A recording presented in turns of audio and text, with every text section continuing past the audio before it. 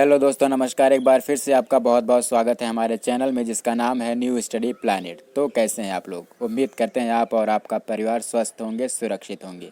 दोस्तों, आज का जो टॉपिक है वो है हमारा स्वास्थ्य और पोषण। तो आइए शुरू करते हैं आज का अपना पहला प्रश्न। हमारा पहला प्रश्न है, निम्नलिखित में से विटामिन ए किस में उपलब्ध होता है? निम्नलिखित में से विटामिन ए किस में उपलब्ध होता है? ऑप्शन है आलू, टमाटर, गाजर या फिर पालक। सही उत्तर हो जाएगा ऑप्शन नंबर सी हो जाएगा गाजर। गाजर का अगर आप सेवन करते हैं तो आपको विटामिन ए भरपूर मात्रा में मिलता है। विटामिन ए जो है आंखों की रोशनी के लिए सबसे ज़्यादा फायदेमंद होता है। अगला प्रश्न है, रतौंधी होना किसकी कमी से होता है? रतौंधी होना किसकी कमी से होता है? Vitamin A, vitamin B, vitamin C या फिर विटामिन डी। जैसा कि हमने पहले ही बताया कि विटामिन ए की कमी से आँखों संबंधित रोग जो है होते हैं। तो रतौंधी जो होता है वो आँखों से संबंधित रोग है, तो यहाँ पे विटामिन ए ही सही हो जाएगा। Option number A vitamin A. रतौंधी जो होती है विटामिन ए की कमी से होती है।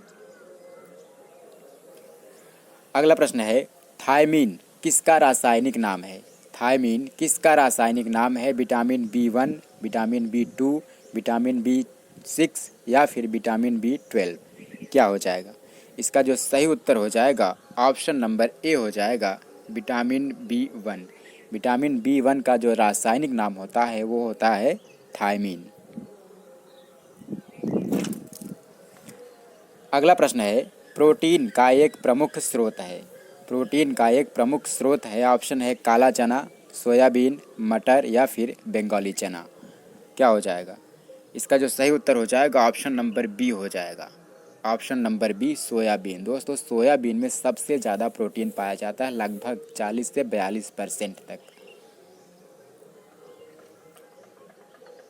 मानव शरीर में वसा कहाँ पर जमा होती है? अगला प्रश्न है, मानव शरीर में वसा कहाँ पर जमा होती है? बाह्य त्वचा में, वसा ऊतक में, यकृत में या फिर एपिथेलियम में।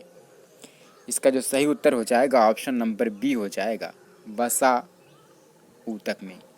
वसा जो होती है मानव शरीर में कहाँ इकट्ठी होती है? वसा ऊतक में। अगला प्रश्न है, निम्नलिखित में से किस एक को रक्षात्मक पदार्थ की संज्ञा दी जाती है? प्रोटीन, विटामिन या फिर कार्बोहाइड्रेट्स या फिर वसा। क्या हो जाएगा? इसका जो सही उत्तर हो जाएगा ऑप्शन नंबर बी हो जाएगा। ऑप्शन नंबर बी हो जाएगा विटामिन। ठीक है, आइए अगला प्रश्न लेते हैं। प्रोटीन निर्माण हेतु कितने अमीनो अम्ल जरूरी होते हैं? प्रोटीन निर्माण हेतु कितने अमीनो अम्ल जरूरी होते हैं? ऑप्शन है 10, 15, 20 या फिर 25। सही उत्तर हो जाएगा 20। इसका मतलब है ऑप्शन नंबर सी यहाँ पे सही हो जाएगा। Option number C 20। अगला प्रश्न है, निम्न में से किसमें प्रोटीन नहीं पाया जाता है?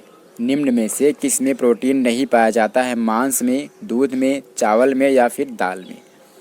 सही उत्तर हो जाएगा ऑप्शन नंबर सी चावल में। चावल में प्रोटीन नहीं पाया जाता। नेक्स्ट क्वेश्चन है, शाकाहारी जीव ज़्यादातर प्रोटीन कहाँ से प्राप्त करते हैं? शाकाहारी जीव ज़्यादातर प्रोटीन कहाँ से प्राप्त करते हैं? अनाजों से, सब्जियों से, दालों से या फिर दूध से। ज़्यादातर जो प्रोटीन प्राप्त करते हैं शाकाहारी जीव, ऑप्शन नंबर सी दाल से। अगला प्रश्न है, एक एथलीट को तुरंत ऊर्जा अगर चाहिए तो क्या करेगा? यानी एक एथलीट को तुरंत ऊर्जा प्राप्त करनी हो तो किस से प्राप्त करेगा? ऑप्शन है प्रोटीन से, विटामिन से, कार्बोहाइड्रेट से या फिर खनिज लवण से। सही उत्तर हो जाएगा ऑप्शन नंबर सी कार्बोहाइड्रेट से। दोस्तों, कार्बोहाइड्रेट से हमें तुरंत ऊर्जा मिलती है। अगला प्रश्न है, विटामिन शब्द किसने प्रतिपादित किया? यानी विटामिन शब्द का सर्वप्रथम उपयोग किसने किया? मेंडल ने, लुई पास्चर ने, फंक ने या फिर लेनेक ने। सही उत्तर हो जाएगा, सब लोग जानते होंगे, बहुत आसान है, ऑप्शन नंबर सी फंक। निम्नलिखित में से किससे ऊर्जा प्राप्त नहीं होती? निम्नलिखित में से किससे ऊर्जा प्राप्त नहीं होती? कार्बोहाइड्रेट से, प्रोटीन से, विटामिन से या फिर वसा से? सही उत्तर हो जाएगा ऑप्शन नंबर सी, विटामिन से हमें ऊर्जा प्राप्त नहीं होती बल्कि शरीर को रक्षात्मक प्रणाली जो है मिलती है, रक्षात्मक जो है सुविधा मिलती है। अगला प्रश्न है विटामिन सी का सर्वोत्तम स्रोत है कौन सा है? आंवला, दूध, सेब या फिर आम?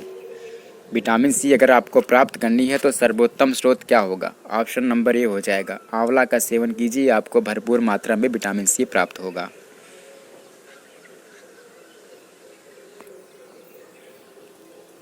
अगला प्रश्न है विटामिन सी का रासायनिक नाम क्या होता है?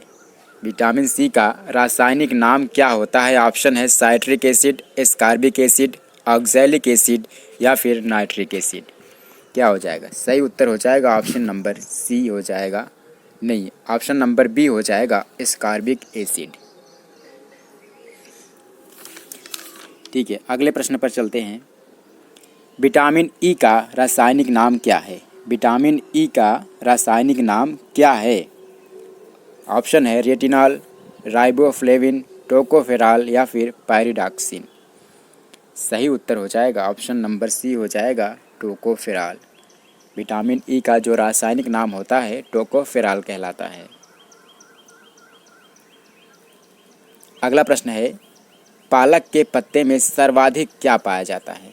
पालक के पत्ते में सबसे अधिक क्या होता है? विटामिन होता है, आयरन होता है, कार्बोहाइड्रेट होता है या फिर वसा होती है? तो यहाँ पे आपको बता दें कि जो हरी पत्तेदार सब्जियाँ होती हैं उनमें सबसे ज़्यादा आयरन प्राप्त होता है। ऑप्शन नंबर बी यहाँ पे सही हो जाएगा, आयरन।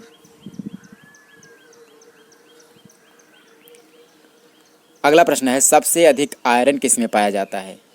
केला में, सेब में, दूध में या फिर हरे पत्तेदार सब्जियों में? तो सही उत्तर हो जाएगा ऑप्शन नंबर डी। जैसा कि पिछले क्वेश्चन में हमने बताया कि जितनी भी हरी पत्तेदार सब्जियां होती हैं उनमें सबसे ज़्यादा आयरन की मात्रा पाई जाती है। अगला प्रश्न है एनीमिया रोग निम्नलिखित में से किसकी कमी से होता है? एनीमिया रोग निम्नलिखित में से किसकी कमी से होता है? आयोडीन, लोहा, जस्ता या फिर कैल्शियम? सब लोग जानते होंगे इसको। ऑप्शन नंबर बी सही हो जाएगा यहाँ पे, लोहा, आयरन की कमी से एनीमिया नामक रोग होता है। रक्त का थक्का जमने से संबंधित विटामिन कौन सा है? रक्त का थक्का जमने से संबंधित विटामिन कौन सा है? Vitamin A, vitamin E, vitamin के या फिर विटामिन डी? सही उत्तर हो जाएगा ऑप्शन नंबर सी हो जाएगा, विटामिन के। चलिए अगला प्रश्न लेते हैं।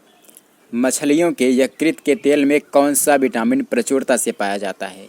Vitamin A, vitamin D, vitamin C या फिर विटामिन ई? क्या हो जाएगा? यहाँ पे सही उत्तर हो जाएगा vitamin D. Option number B यहाँ पे सही हो जाएगा।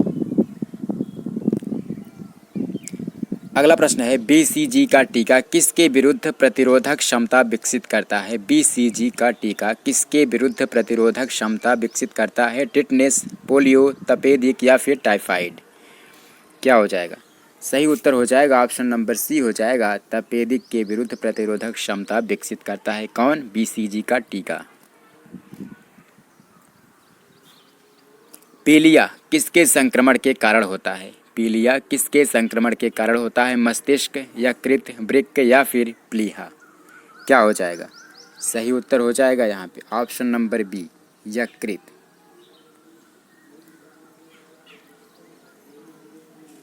दूध में क्या नहीं पाया जाता? फास्फोरस, प्रोटीन, कैल्शियम या फिर आयरन?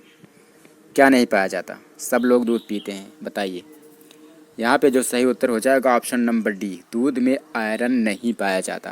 कैल्शियम पाया जाता है, प्रोटीन पाया जाता है और फास्फोरस भी पाया जाता है। अगला प्रश्न है मानव शरीर में रक्त की अपर्याप्त आपूर्ति क्या कहलाती है? मानव शरीर में रक्त की अपर्याप्त आपूर्ति क्या कहलाती है? इस्कीमिया, हाइपरीमिया, हीमोस्टेटिस या फिर हेमोरेज? यहाँ पे जो सही उत्तर हो जाएगा वो हो जाएगा ऑप्शन नंबर ए हो जाएगा, इस्कीमिया। चलिए अगला प्रश्न लेते हैं। टाइफाइड किससे पैदा होता है? टाइफाइड किससे पैदा होता है? ऑप्शन है स्यूडोमोनास स्पीसीज द्वारा, स्टेफाइलोकोकस स्पीसीज द्वारा, बैसिलस स्पीसीज द्वारा या फिर सल्मोनेला टाइफी द्वारा। सही उत्तर हो जाएगा option number D, Salmonella typhi द्वारा। अगला प्रश्न है हैजा का क्या कारण होता है? हैजा का क्या कारण होता है? जीवाणु, विषाणु, फफूंद या फिर शैवाल। सही उत्तर हो जाएगा यहाँ पे ऑप्शन नंबर ए हो जाएगा जीवाणु। हैजा जो फैलता है वो जीवाणुओं से फैलता है। अगला प्रश्न है टाइफाइड से शरीर का कौन सा अंग प्रभावित होता है? ऑप्शन है अग्नाशय, अमाशय, आंत या फिर मस्तिष्क। क्या हो जाएगा? सही उत्तर हो जाएगा ऑप्शन नंबर सी, आंत। टाइफाइड से आंत सबसे ज़्यादा प्रभावित होती है। अगला प्रश्न है पेचिश रोग के लिए निम्नलिखित में से कौन उत्तरदायी होता है? एंट अमीबा, अमीबा, फैगोट्रॉपिक या फिर ट्रिपेनोसोमा। क्या हो जाएगा? सही उत्तर हो जाएगा ऑप्शन नंबर ए, एंट अमीबा हिस्टोलिटिका। अगला प्रश्न है निम्नलिखित में से आयोडीन का सर्वोत्तम स्रोत है? ऑप्शन है शैवाल, सेम, मूली या फिर गेहूँ। क्या हो जाएगा? ऑप्शन नंबर ए यहाँ पे सही हो जाएगा शैवाल। शैवाल से आयोडीन जो है ज़्यादा मात्रा में प्राप्त होता है।